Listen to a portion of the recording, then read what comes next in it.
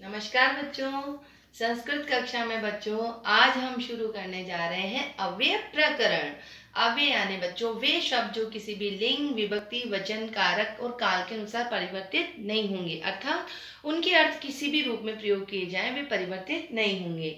जैसे बच्चों हम बात करते हैं अव्यय, अ यानी जो नहीं हो और व्यय यानी खर्च। जैसे हमने बात की राम है, सीता च वनम। अब यहाँ राम पुल्लिंग, सीता स्त्रीलिंग है और दोनों मिलाकर द्विवचन है। वन को गए तो अगच्छत कर सकते हैं हम, दोनों है तो अब दोनों में द्विवचन में हो जाएगा अगस्ताम। सीता राम है, सीता च वनम अगस्ताम। या हम कहें वन को जाएंगे तो हम कहेंगे गमिष्यत। या फिर हम कहें आ रहे हैं या जा रहे हैं तो जा रहे हैं तो गच्छत है। तो हम यहाँ पर काल के अनुसार परिवर्तित करके देखें या हम दोनों को एक वचन द्विवचन में देखें या दोनों को पुल्लिंग स्त्रीलिंग में देखें तो किसी भी प्रकार से बच्चों हमारा जो च शब्द है इसका कहीं से भी अर्थ नहीं बदला गया है। तो राम है सीता च वनम अगच्छताम, राम है सीता च वनम गमिष्यत और राम है सीता च वनम गच्छत, एक ही बात है। तो हम यहाँ पर आज कुछ नए बच्चों अव्यय शब्दों को देखने जा रहे हैं। तो आप देखेंगे अव्यय शब्द बच्चों समय के हिसाब से हम कुछ अलग से पढ़ते हैं। जैसे अद्य, अद्य का मतलब होगा आज। श्व यानी कल, कौन सा? आने वाला, आने वाला कल यानी टुमारो।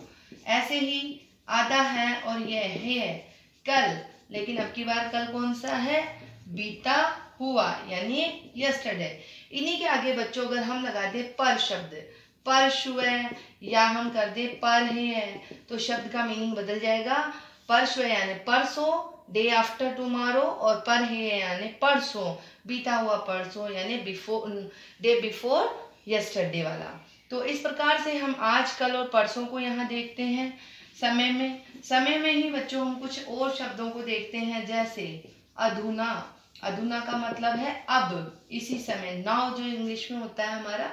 ऐसे ही इदानीम, इदानीम का मतलब इस समय। और ऐसे ही तदानीम, तदानीम का मतलब होता है उस समय।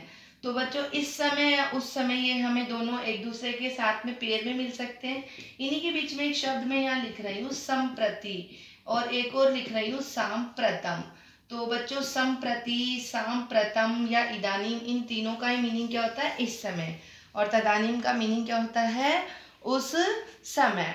कुछ ये शब्द है समय से रिलेटेड। इसके बाद हम कहें समय में अचानक, सहसा, ठीक है, कोई बात का अचानक हो जाना, अचानक मेरी नींद टूट गई, सहसा, अचानक। तो ये हमने कुछ समय वाले शब्दों में देखे। इसके बाद हम कुछ बातें ऐसे भी करते हैं कभी कभी, यदा, जब, तदा, तब, कदा, कब, सदा, हमेशा, तो हमेशा, और सर्वदा, सर्वदा का मीनिंग भी हमेशा। तो जब, तब, कब में हम इन शब्दों को देखते हैं, ये भी एक तरह से हमारे समय से ही रिलेटेड हो गए। अब समय के बाद में बच्चों हम कुछ अन्य शब्दों को देखने जा रहे हैं। जैसे मैं कहूँ स्थान से हम याद कर सकते हैं कि जैसे अत्र, अत्र यानी यहाँ, तत्र यानी वहाँ, कुत्र यानी कहाँ, और यत्र माने जहाँ।